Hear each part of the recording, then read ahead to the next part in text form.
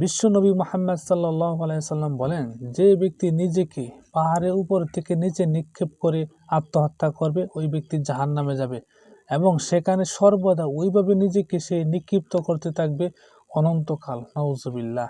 এবং অনুরূপভাবে যারা বিষকে তারপরে গলায় দড়ি দিয়ে ধারালো অস্ত্র দিয়ে যদি কেউ আত্মহত্যা করে, ঠিক অনুরূপভাবে সে নিজেকে ওইভাবে দংশন করতে থাকবে, ওইভাবে শাস্তি দিতে থাকবে।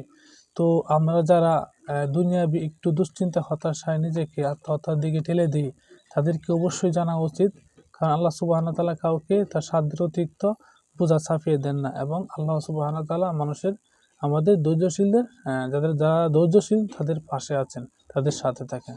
তো কাজেই আমাদেরকে অবশ্যই উচিত 5 ওয়াক্ত সালাত আদায় করা, আল্লাহর তাকদীরের প্রতি পরিপূর্ণ বিশ্বাস আনয়ন করা। তাহলে আমরা হতাশা দুশ্চিন্তা এতটা হব না ইনশাল্লাহ। আল্লাহ আমাদের কথাগুলো বোঝার তৌফিক দান করুক, আমিন। এবং হাদিসটি আপনারা পেয়ে যাবেন বুখারী মুসলিমে 5442 নম্বর হাদিস।